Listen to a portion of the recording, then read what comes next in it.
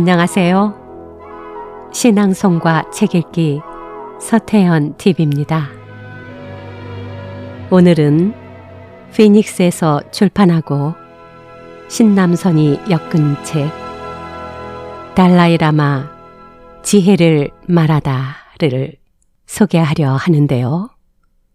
이에 앞서 네이버 지식백과 인물 세계사에 실린 마치 소설 같은 달라이라마의 삶에 관한 글을 먼저 읽어드리겠습니다.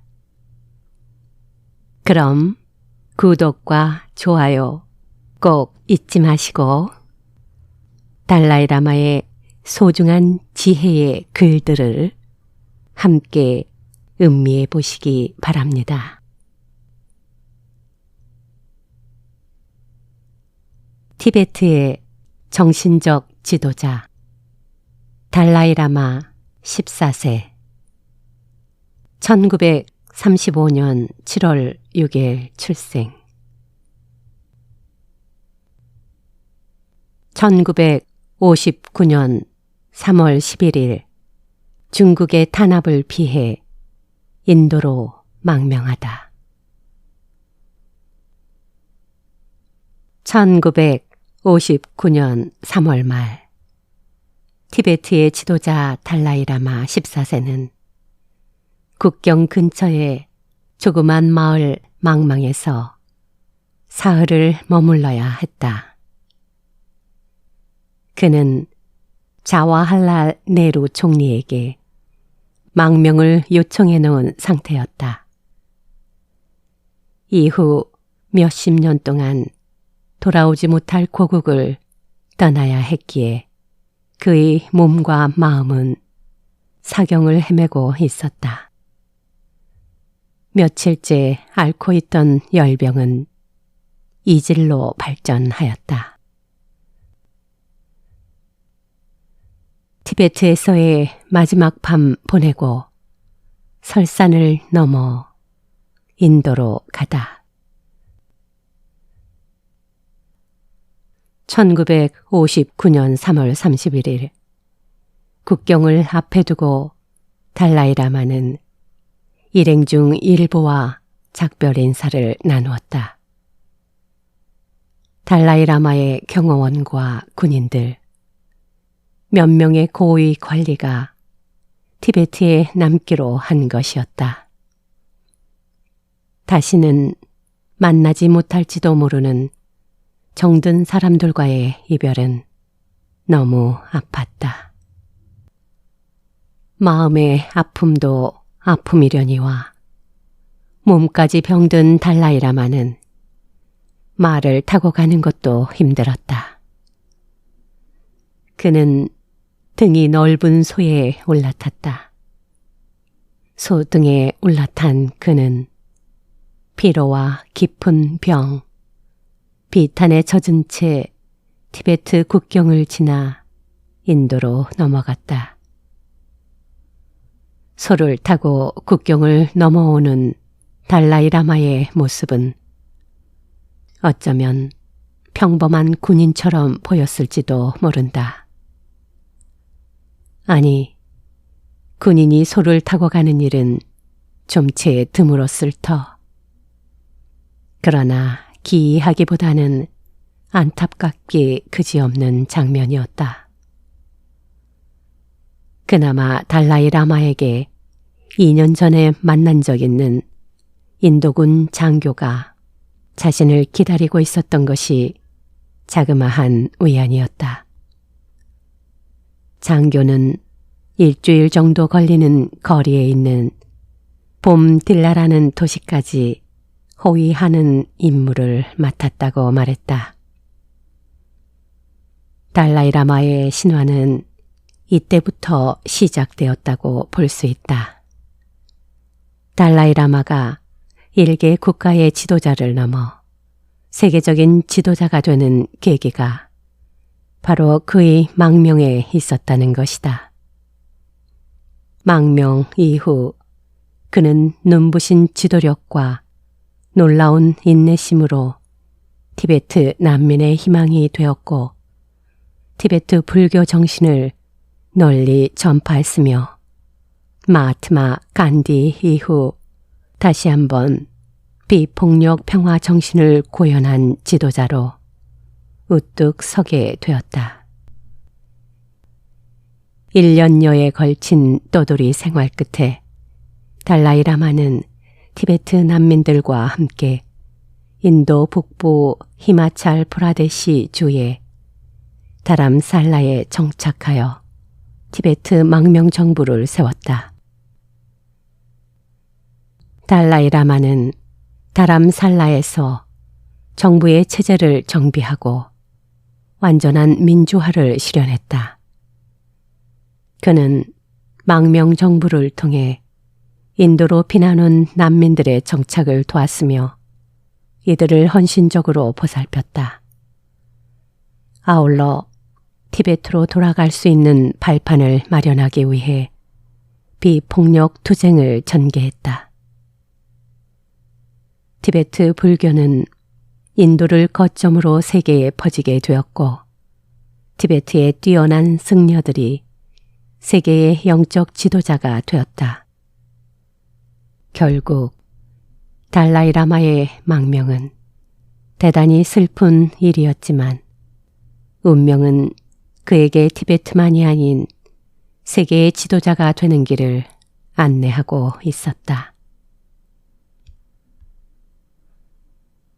외양간에서 태어난 아이. 그는 달라이라마의 환생이었다.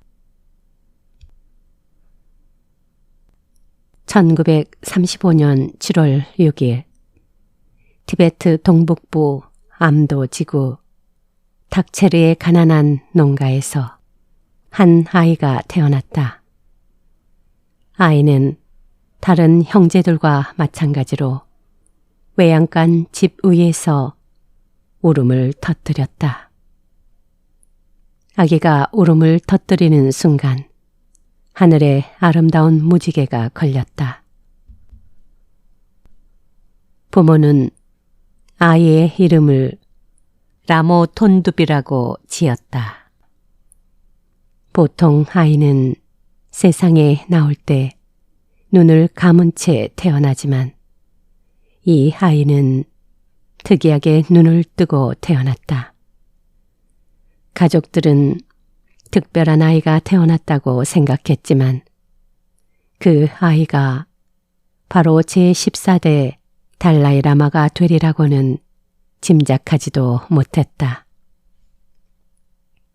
닥체르에서 한 영특한 아이가 태어날 무렵 티베트 정부는 새로운 달라이라마를 찾기 위해 분주했다. 주지하다시피 티베트는 달라이라마가 종교적 수장뿐만 아니라 정치적 지도자 역할도 하는 독특한 정치 체제를 갖고 있었다. 달라이라마는 세습되거나 투표로 선출되는 것이 아니라 전임 달라이라마가 열반하면 그 환생자를 찾아 옹립하게 된다. 따라서 달라이라마는 고유 명사이기도 하고 지구일을 나타내는 보통 명사이기도 하다. 제14대 달라이라마를 달라이라마 14세로 표기할 수 있는 이유이다. 제13대 달라이라마인 툽텐 갸초가 열반하자 1937년 티베트의 섭정관 레팅 림포체는 달라이라마의 환생을 찾기 위해 고승들을 전국으로 보냈다. 다리에 호랑이처럼 줄무늬가 있고 커다란 눈동자와 활처럼 휘어진 눈썹과 커다란 귀, 어깨엔 2개의 사마귀, 마치 관세음 보살처럼 기다란 2 팔과 손바닥에 조개 모양의 손금이 있는 사내 아이를 찾아라. 툽텐 갸초는 자신이 어떤 모습으로 환생할지 몇 가지 단서를 남겨두고 떠났던 것이다. 어렵게 고른 몇 명의 후보 중에서 라모 톤둡이 가장 유력했다. 새로운 달라이라마를 찾기 위한 사절단이 라모 톤둡의 집을 찾았다. 사절단은 라사의 세라 사원의 주지 게상 림포체를 대표로 했지만 그는 하인으로 변장하고 그들 중 가장 나이 어린 롭상 제왕이 대표로 행세하기로 했다. 라모 톤둡은 게상 림포체를 발견하자마자 그의 무릎 위로 뛰어올라 제13대 달라이라마의 요품인 염주를 달라고 했다. 게상 림포체가 자신이 누구인지 알아맞히면 염주를 주겠다고 하자 라모 톤둡은 사투리로 세라 사원의 주지라고 말했다. 티베트 사람들은 2~3살 무렵의 전생을 기억한다고 생각한다. 더 나이가 들면 새로 받은 몸의 기운으로 인해 전생을 잊어버리게 된다는 것이다.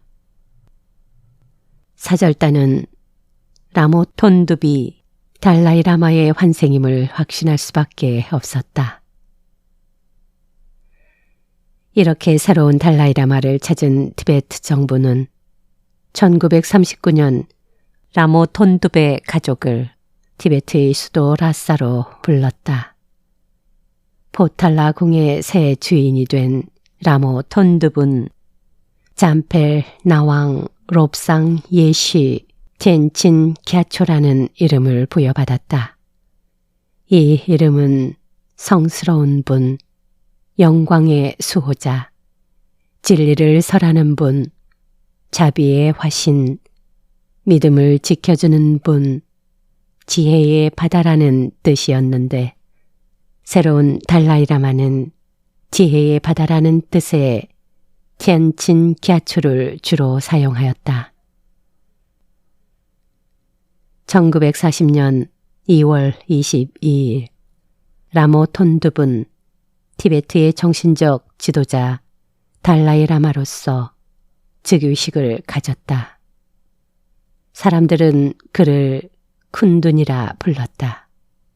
쿤둔은 살아있는 부처라는 뜻으로 마땅히 공경받을 만한 분에 대한 존경의 이름이었다.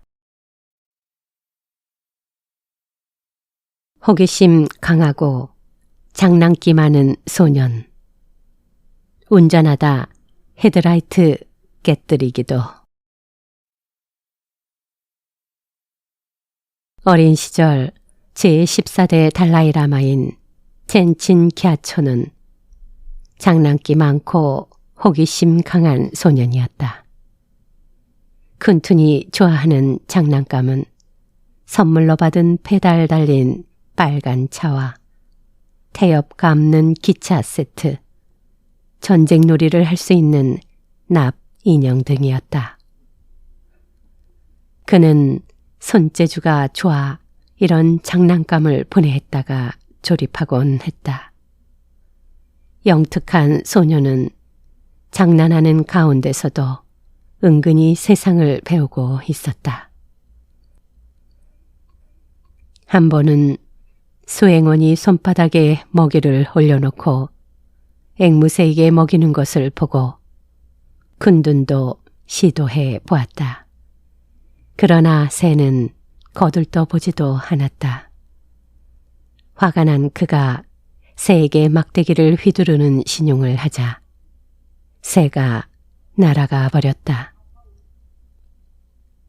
훨훨 어디론가 날아가 버리는 새를 보면서 허전해진 그는 억지로 강요한다고 친구를 사귈 수 있는 것이 아니라 자비를 통해 서로 친구가 될 수 있다는 것을 깨달았다.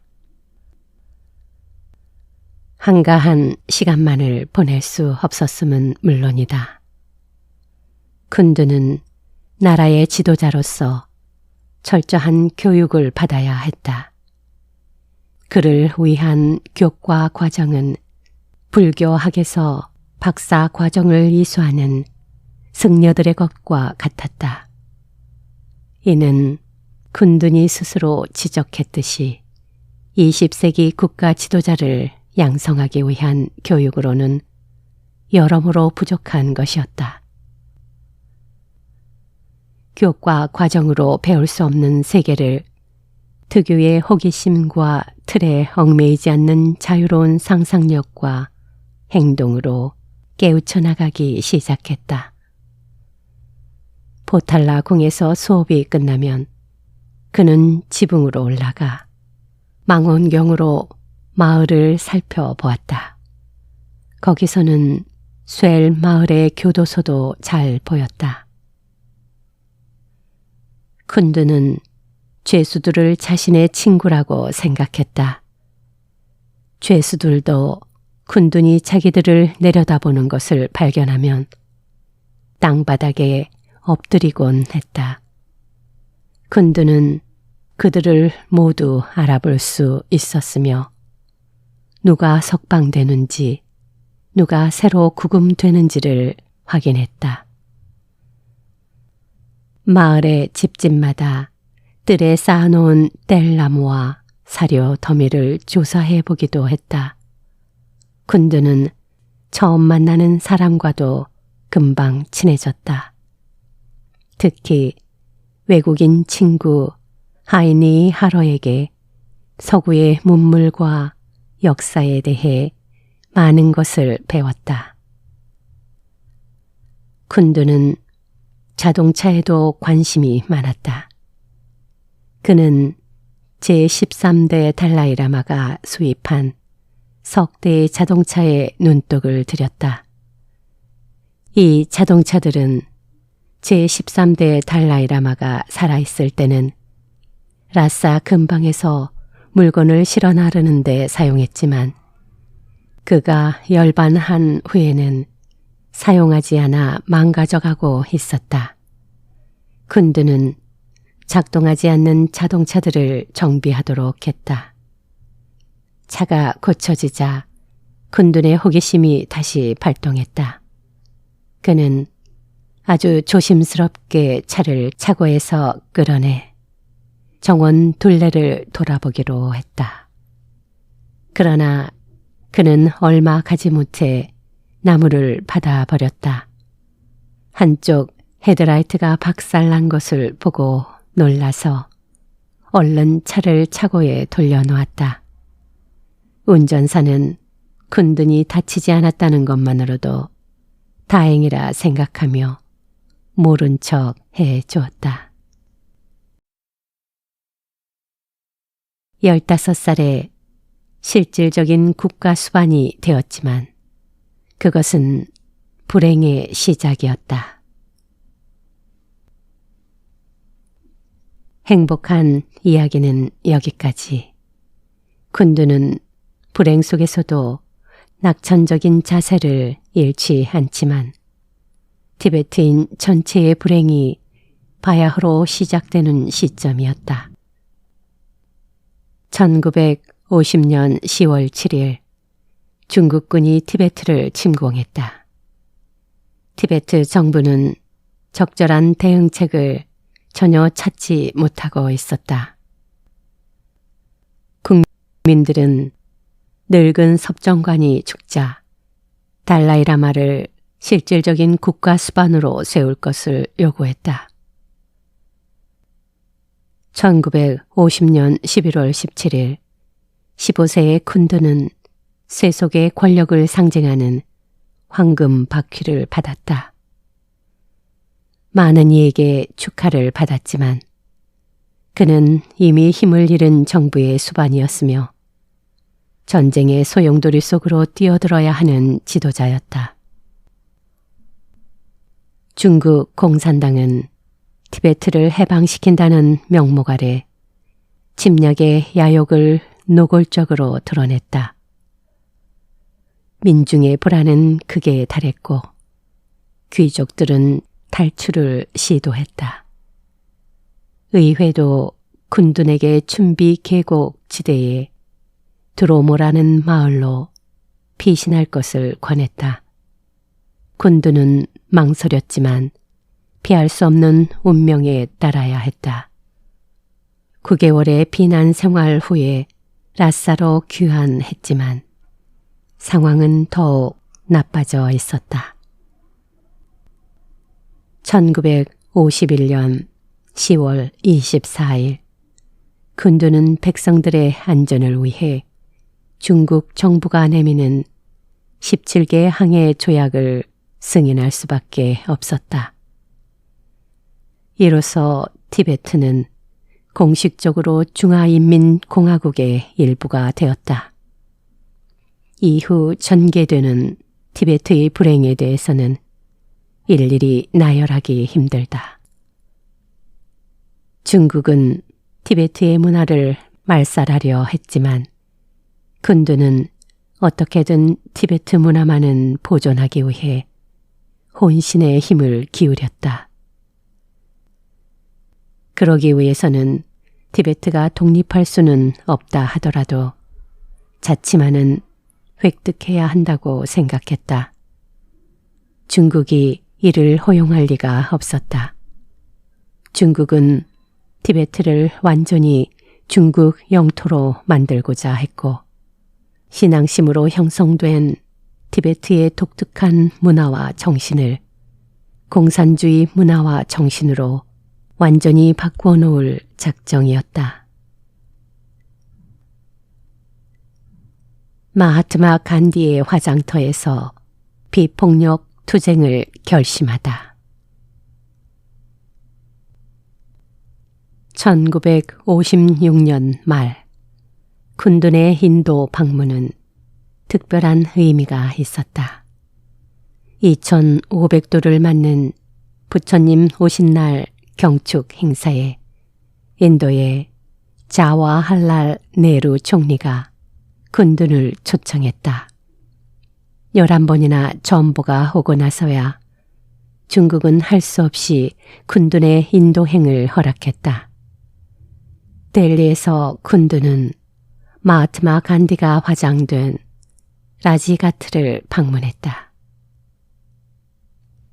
그는 마음으로 간디와 대화를 나누었다. 마하트마 간디가 살아계셨다면 어떤 말을 해 주셨을지 궁금했다. 그분은 티베트인들의 자유를 위한 비폭력 저항을 지지했을 것이다. 나는 결심했다. 어떤 어려움이 가로막더라도 그의 가르침을 따르기로 했다. 어느 때보다 더욱 강렬하게 비폭력 저항에 대한 신념을 굳혔다. 1959년 3월 2일 쿤둔은 어려운 시험을 통과하고 불교 철학 박사 게이슈가 되었다. 3월 5일 조캉 사원을 떠나 화려한 행렬과 함께 노브링카로 돌아왔지만 기뻐할 여유는 없었다. 중국군은 쿤둔에게 이상한 초대를 했다. 3월 10일 중국군 사령부에서 열리는 가무단 공연에 초청한 것인데 쿤둔의 참석을 비밀로 해야 하며 경호원이나 동행하는 강요 없이 와야 한다는 조건이었다. 티베트 강요들은 있을 수 없는 일이라고 반박했다. 이는 쿤둔을 베이징으로 납치하려는 계략이라고 볼 수밖에 없다는 것이었다. 이 소식이 국민들 사이에 퍼지자 3월 10일 민중 대봉기가 일어나고 말았다. 은명은 차츰 쿤둔에게 티베트를 떠나라고 권유하고 있었다. 중국 점령군 사령관은 쿤둔에게 거처를 중국군 사령부로 옮기라고 요구했다. 3월 16일 사령관은 다시 한번 파렴치한 제안을 해왔다. 그는 군중들을 무차별 공격하고 노브린카 궁을 포격할 예정이니 지도에 당신이 있게 될 장소를 표시해달라고 제안했다. 그곳을 피해 포격하겠다는 뜻이었다.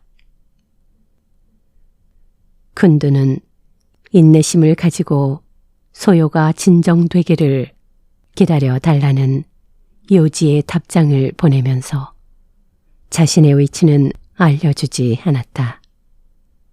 자신이 어디 있는지 몰라야 함부로 포격할 수 없으리라는 짐작에서였다. 3월 17일 오후 박격 포탄 2발이 노브린카 경내 연못에 떨어졌을 때 정부의 관료들은 티베트를 구한다는 사명감으로 쿤둔을 피신시킬 계획을 작수할 수밖에 없었다.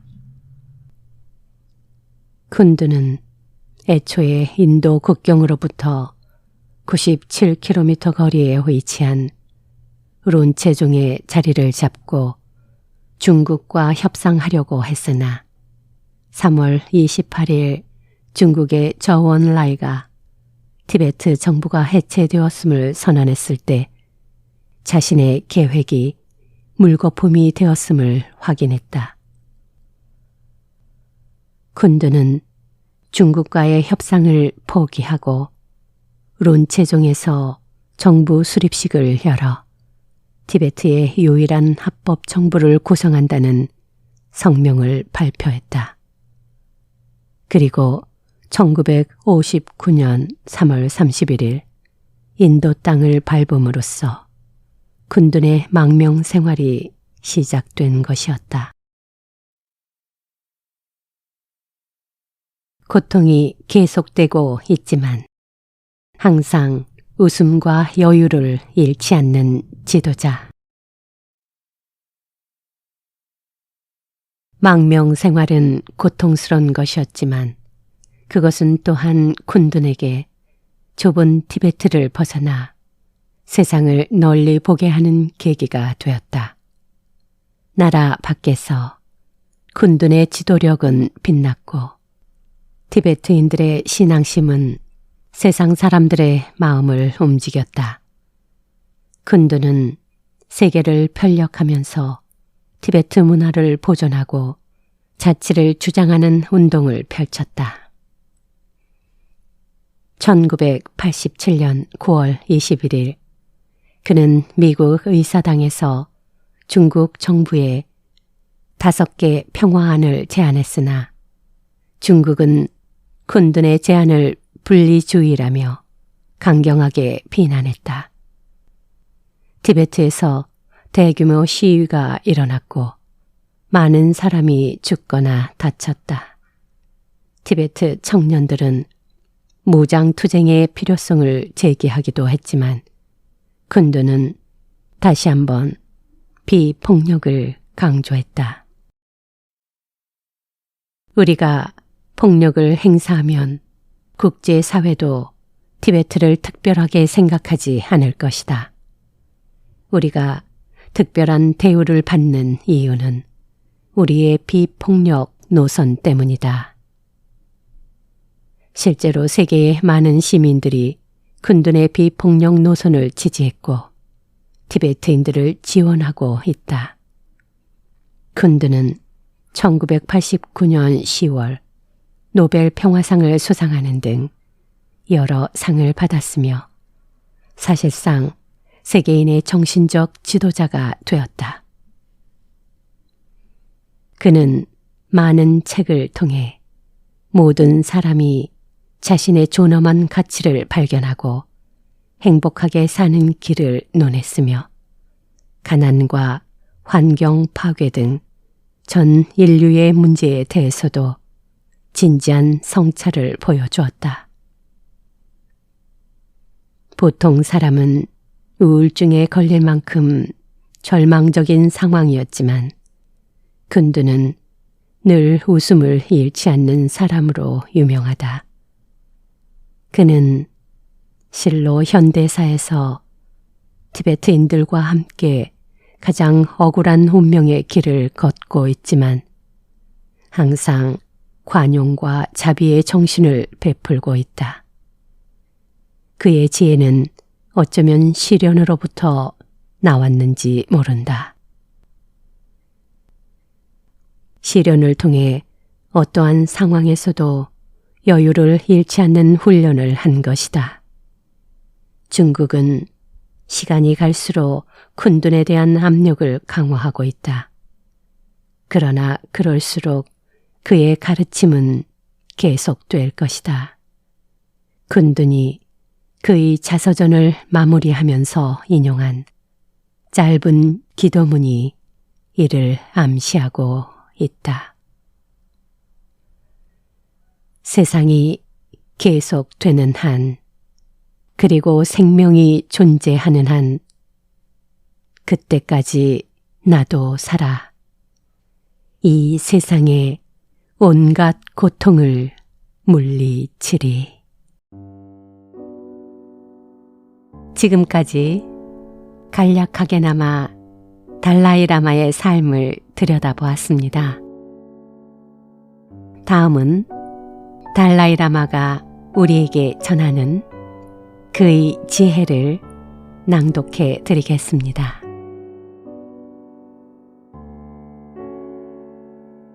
부처님의 근본적인 가르침은 사성제. 부처님의 근본적인 가르침은 사성제에 있다. 첫째는 세상의 모든 존재에는 고통이 있다고 하는 고성제이며, 둘째는 고통에는 원인이 있다고 하는 집성제, 셋째는 고통을 멸하여 해탈에 이룰 수 있다는 멸성제, 넷째는 해탈에 이르는 데는 길이 있다는 멸도성제이다. 이러한 가르침의 근본 원리는 보편적 인과율의 법칙에 달려있다. 우리는 부처님의 가르침을 이해하기 위하여 우리 자신의 잠재력을 진정으로 이해하고 그 잠재력을 스스로를 완성하는 데 이용해야 한다. 이런 관점에서 볼 때 우리 각자의 행동 하나하나에는 중요한 의미가 있는 것이다.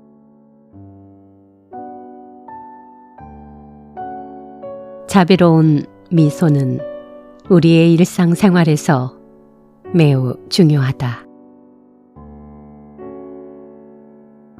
사람의 얼굴에서 미소란 매우 중요한 요소이다. 그럼에도 불구하고 사람들은 이런 사실을 소홀히 하고 있는 것 같다. 예컨대 자신의 지적 능력을 지나치게 과신한 나머지 알 듯 모를 듯 짓는 미소, 지극히 형식적으로 짓는 미소, 심지어 상대를 불쾌하게 만들 수 있는 냉소적인 미소 등이 있는데, 이런 미소들은 자신도 모르는 사이에 훌륭한 인간의 본성을 잘못된 방향으로 이끌어갈 수 있다. 진심에서 우러나는 자비로운 미소는 우리의 일상생활에서 매우 중요하다. 그렇다면 과연 그런 미소는 어떻게 짓는 것일까? 그것은 그 사람 스스로의 태도에 달려있다. 누군가가 가식적인 미소를 짓는다면 그 사람에게 진심에서 우러나오는 자연스러운 미소는 바라기 어려울 것이다. 마찬가지로 누군가에게 어떤 문제가 발생한다면 그것은 그 스스로의 행동 때문에 일어난 것이라고 볼 수 있다. 나의 불행한 경험은 어느 정도 가치 있는 면이 있는 것. 개인적으로 나는 조국을 잃은 사람이다. 그리고 지금 이 순간에도 나의 조국에서는 파괴, 고난 및 불행한 일이 계속되고 있다.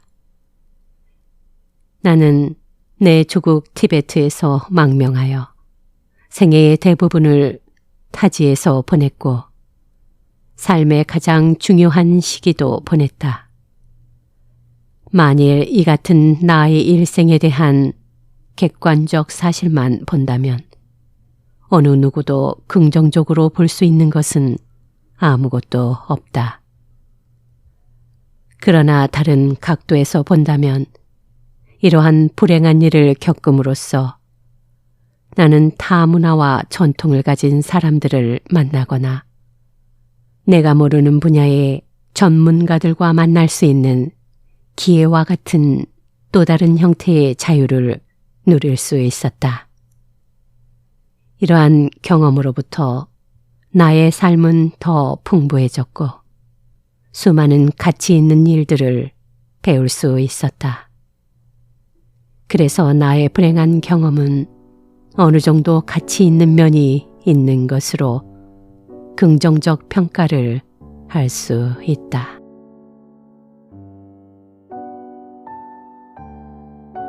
어떤 문제든지 다른 각도에서 바라본다면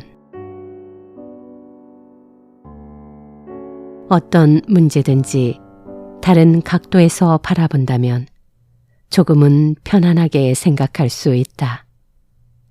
불자의 관점에서 보면 모든 사건에는 다양한 면이 있고 하나의 사건도 매우 다양한 각도에서 비춰질 수 있다.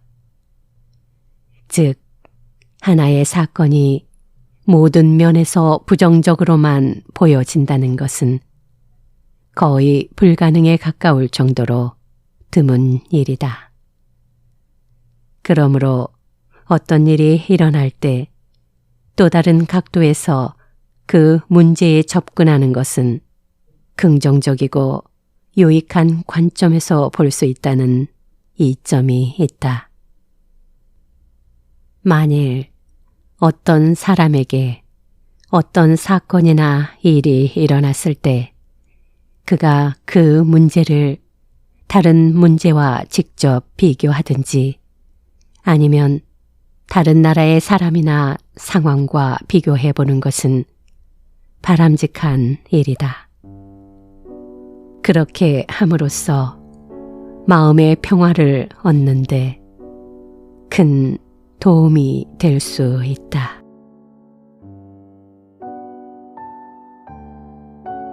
죽음에 대처하는 방법.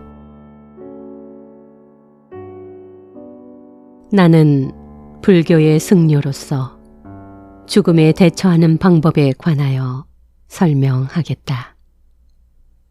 부처님께서는 사성제의 원리를 가르치셨으며 그 첫 번째 원리는 고성제이다.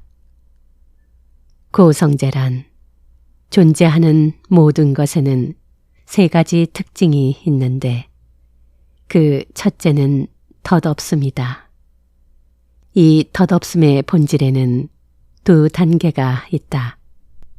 하나는 아주 분명하게 드러나는 현상으로서 삶이나 어떤 일의 영속성이 중단되는 것, 즉 지금까지 계속되어 오던 일을 포기하는 것과 같은 조악한 단계이다. 그러나 부처님의 가르침에서 사성제와 관련된 덧없음의 본질은 존재의 덧없음을 의미하는 좀 더 미묘한 덧없음을 나타낸다. 정신적 행복의 가장 오래된 근원은 마음의 평화이다. 그렇다면 우리의 외부의 적은 무엇일까? 예컨대 내 자신의 경우 우리의 중국 형제 자매들은 티베트의 권리를 파괴하고 있으며 이로 인해 큰 고통과 걱정이 날로 커지고 있다. 그러나 아무리 강압적인 핍박을 가한다 하더라도 나의 고요한 마음, 행복의 최상의 가치는 파괴할 수 없을 것이다. 또한 이것은 어떠한 외부의 적이라도 결코 파괴할 수 없을 것이다. 우리나라는 침략되었고 우리의 재산은 파괴되었으며 우리의 친구들은 죽음을 당했지만 이러한 모든 것들은 우리의 정신적 행복에 비한다면 부차적인 것들이다. 나의 정신적 행복의 가장 오래된 근원은 마음의 평화이다. 내 자신의 분노 이외에 이것을 파괴시킬 수 있는 것은 아무것도 없다.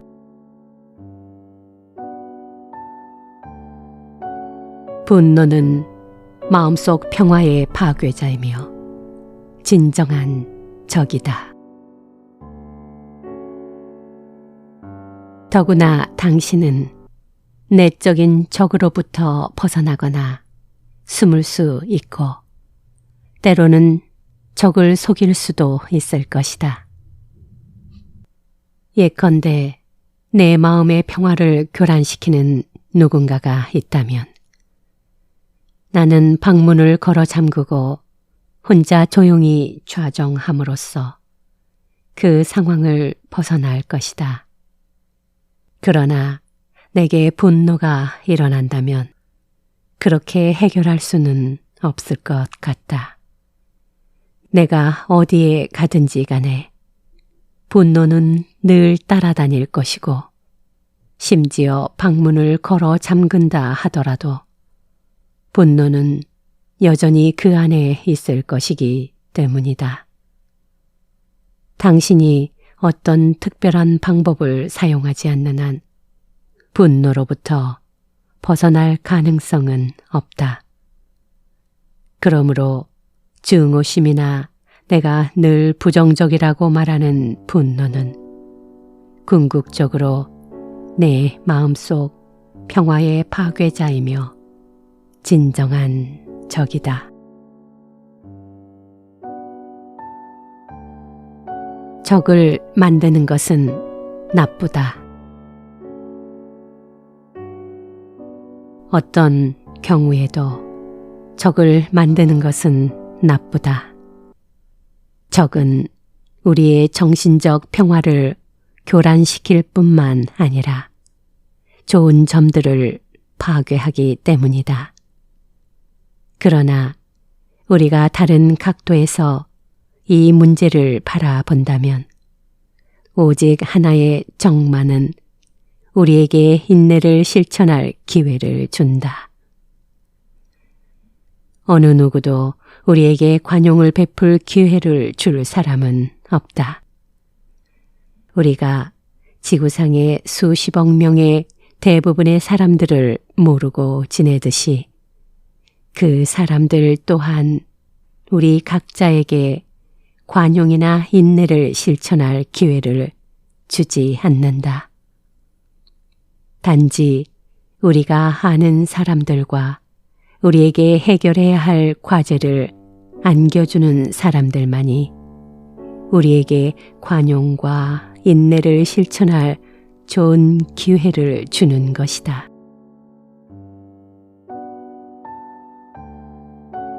적은 우리에게는 소중한 스승이 된다. 산티 데바는 적을 특별하게 만드는 일이야말로 우리에게는 매우 해로운 일이라고 말한다. 만일 적이 우리를 해칠 의도를 갖지 않는다면 그때 우리는 그 사람을 적으로서 구별할 수 없기 때문에 우리의 태도는 완전히 달라져야 한다.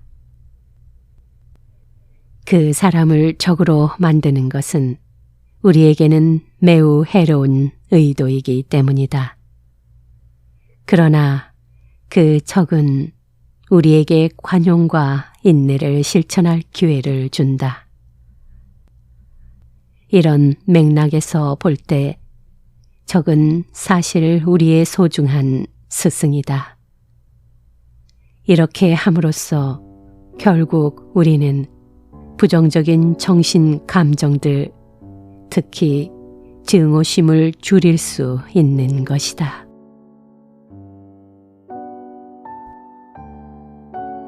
진정한 측은지심과 집착은 서로 반대의 개념.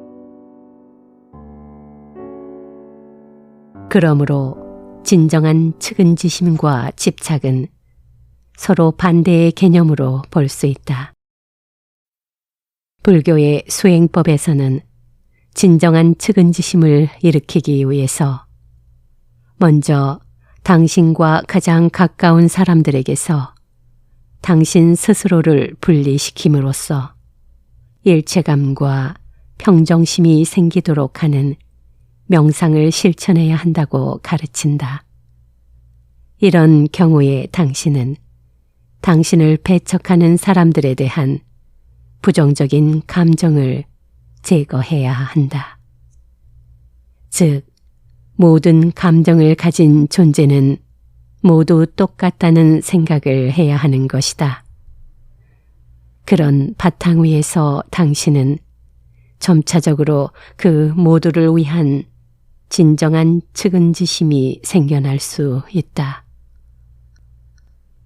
진정한 측은지심은 동정심 같은 것이긴 하지만 다른 사람이 당신보다 무언가 열등하다는 감정은 결코 아니다. 오히려 측은지심을 통하여 다른 사람이 당신 자신보다 더 중요하다고 보는 것이다.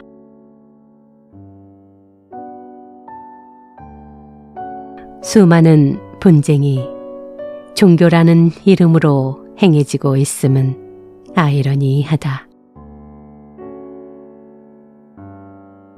모든 종교는 그 교의적 지향점과는 무관하게 이기심을 배격하고 다른 사람들을 위하여 헌신할 것을 강조한다.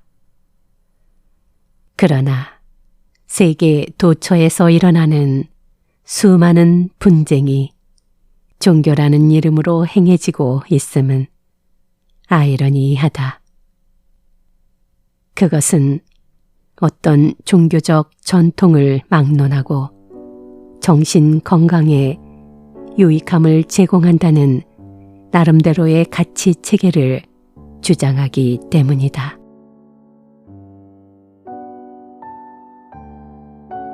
모든 종교는 근본적으로 같은 가르침을 전하고 있다.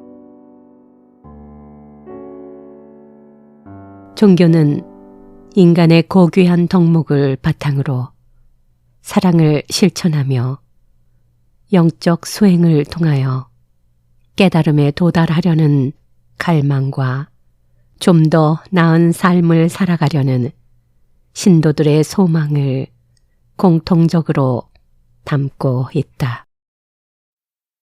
인류의 위대한 선지자들이 밝힌 가르침의 덕목은 관대함이다. 모든 종교는 이기심과 온갖 문제를 일으키는 거친 마음을 제어하는 방법을 가르친다. 또한 각자가 독특한 방식으로 평온함과 지혜로운 영적 상태에 이르며 예기치 않게 마주치는 불행을 피하여 행복하게 사는 길을 가르친다. 이러한 이유 때문에 나는 모든 종교는 근본적으로 같은 가르침을 전하고 있다고 생각한다.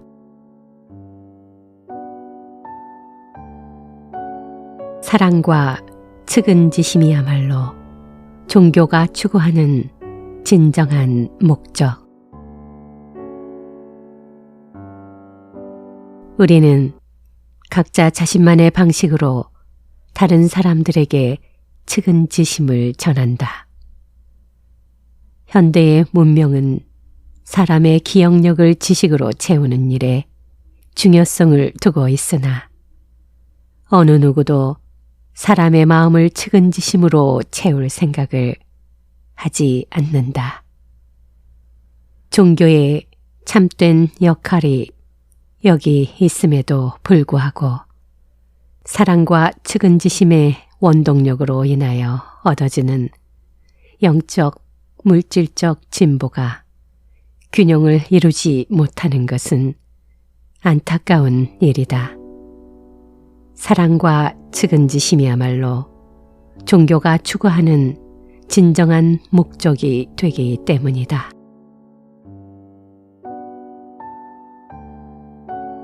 종교 간의 우월성을 서로 주장하는 것은 바람직하지 않다. 모든 종교는 나름대로 고유의 사상과 전통을 통하여 인류의 고통을 달래고자 한다. 그러므로 종교 간의 우월성을 서로 주장하는 것은 바람직하지 않다. 그러므로 각자의 기대에 가장 잘 부합하는 것이 어떤 종교인지를 가려내는 지혜가 필요하다.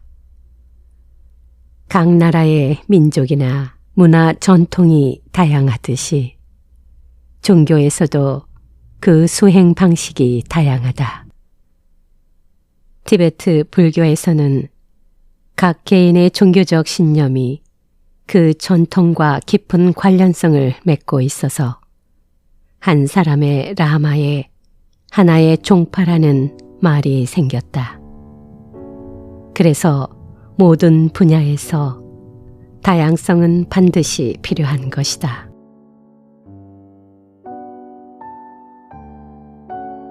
지혜는 왜 필요한가? 그러면 지혜는 왜 필요한가? 지혜란 쓸모없고 통제되지 않는 감정에 맞서 싸우는 힘을 말한다. 즉, 지혜는 우리의 삶에서 매사를 면밀히 검토하고 분석할 때 한층 명료하고 예리해지도록 하는 힘이다. 지혜에는 세 유형이 있다. 첫 번째는 독서를 통하여 지식을 습득할 때의 집중적 학습 단계다. 두 번째는 이렇게 얻은 지식을 끊임없이 생각하고 다른 사람과 함께 토론함으로써 훨씬 명료해지는 단계이다. 이 단계를 통하여 어떤 느낌이나 체험이 생겨나기 시작한다.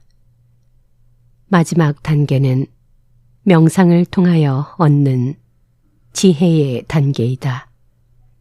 이 단계는 단순한 지적 호기심을 넘어서 명상적 체험을 통하여 그 이치를 체득하게 된다.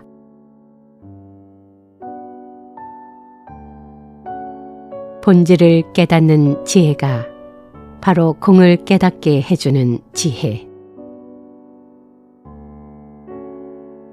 이러한 다양한 형태의 지혜들 가운데 현상의 다양성을 깨닫는 지혜와 현상의 궁극적 본질을 깨닫는 지혜가 있는데 이 두 지혜 중에서 보다 중요한 것은 두 번째이다. 궁극적 본질을 깨닫는 지혜가 바로 공을 깨닫게 해주는 지혜이기 때문이다. 지혜를 얻기 위한 수행이 본 궤도에 이르려면 먼저 명상을 통하여 집중력을 길러야만 한다. 집중력을 기르고 유지하는 데는 마음을 차분하게 가라앉히고 명상에 적합하도록 분위기를 만드는 수련이 필요하다. 수련을 성공적으로 수행하기 위하여 완벽한 수준에 도달할 때까지 정진해야 한다. 마침내 수행이 완성의 경지에 도달하게 되면 돌고 도는 윤회의 수레바퀴는 멈추어지고 해탈에 이르게 되는 것이다. 종교적 신앙이 배제된 영성 또한 중요하면서도 유익하다.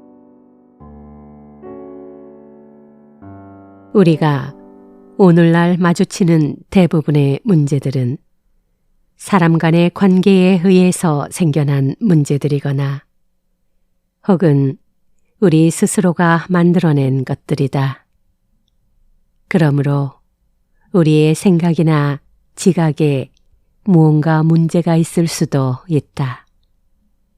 따지고 보면 이런 문제들은 생겨날 것이 생긴 것이 아니라 예측 능력이 부족하거나 무관심 때문에 예상보다 훨씬 더 크게 확대된 경향이 있다.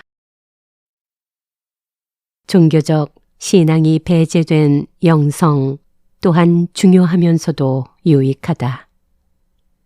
흔히 사랑이나 측은지심 및 관용이라는 개념을 반드시 종교적인 주제로 연결하는 것은 잘못된 생각이다.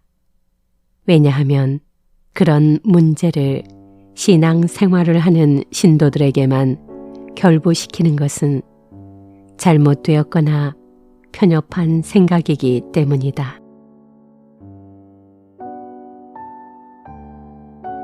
숭고한 진리는 고통의 진리이다. 첫 번째 숭고한 진리는 고통의 진리이다. 우리가 추구하는 행복은 늘 우리와 멀리 있다. 우리가 소유하고 있는 모든 것은 늘 변하기 때문이다. 그러므로 이런 관점에서 볼 때 우리가 실제한다고 생각하는 것은 모두 무상한 것이다. 무지, 집착, 분노는 모든 고통의 원인이 되는 것들이다. 두 번째 숭고한 진리는 이 고통의 원인을 이해하는 것이며 세 번째 숭고한 진리로서 열반은 고통의 근원을 제거하고 고통이 끝난 상태에 이르게 되는 것이다. 마지막 네 번째는 고통의 끝을 향하여 가는 길인데 그것은 바로 우리를 열반의 경지에 이르도록 하는 험난한 오솔길이다.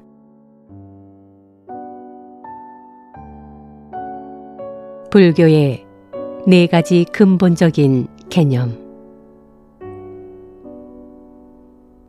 공의 개념에 대하여 생각해 보자.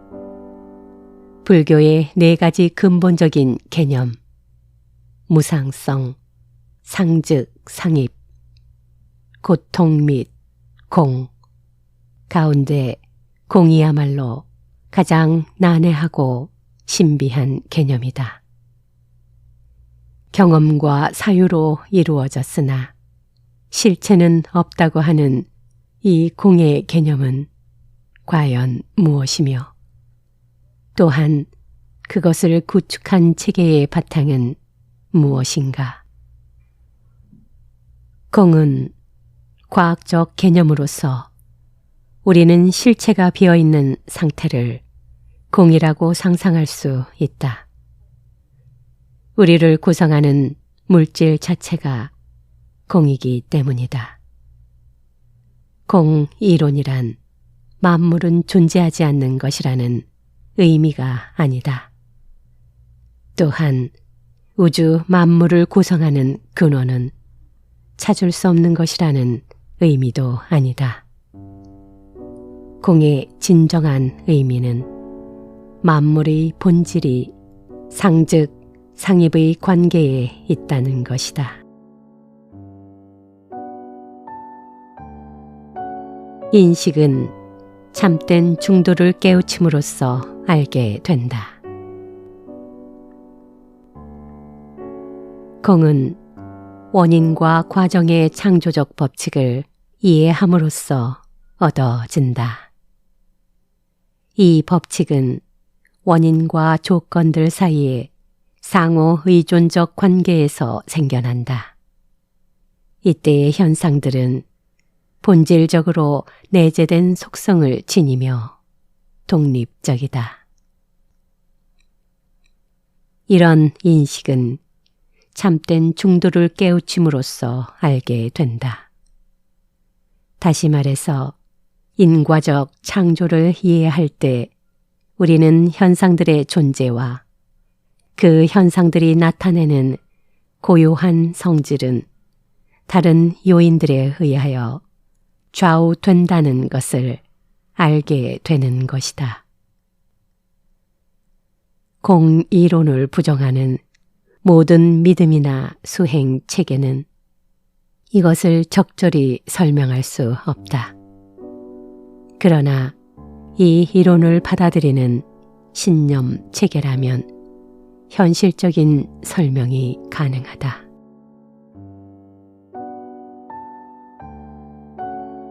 우리는 왜 공을 이해해야 하는가? 우리는 모든 현상들을 공으로 인식하기보다는 실제하는 것으로 착각한다.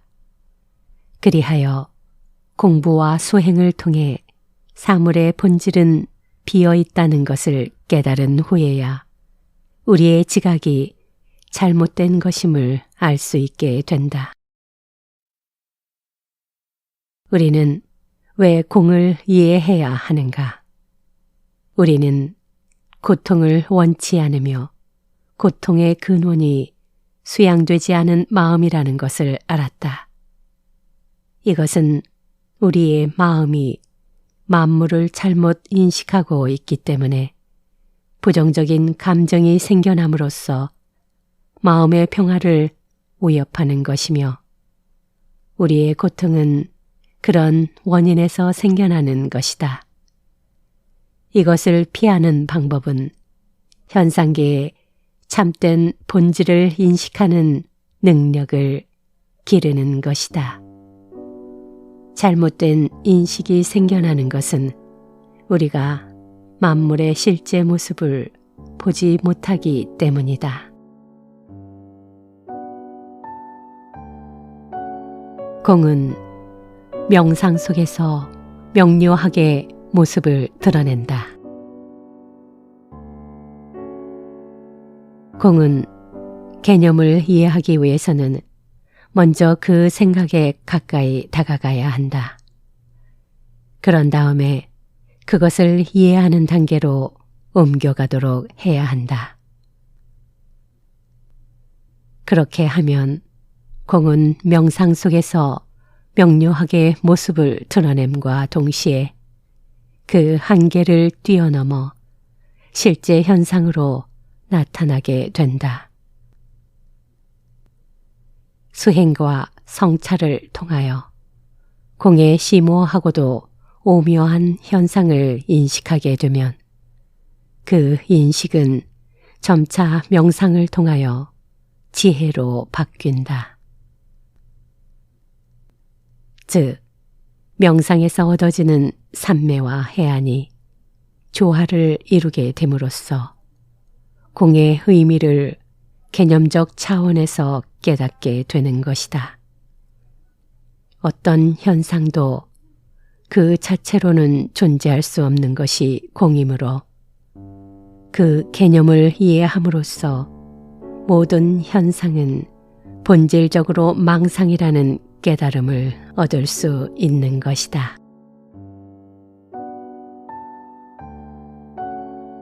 여러분, 잘 들으셨습니까? 끝으로 1989년 12월 10일 노르웨이 오슬로에서 거행된 달라이라마의 노벨 평화상 수락 연설 중에서 일부를 낭독해 드리겠습니다. 나는 모든 고통은 무지에서 기인한다고 믿는다. 사람들은 이기적인 행복과 만족을 추구하기 위해 다른 이들에게 고통을 주고 있다. 그러나 진정한 행복은 우리는 형제의 자매라는 생각에서 얻어진다. 우리는 서로에 대해 그리고 우리가 공유하고 있는 지구에 대해 공동의 책임감을 키워야 한다.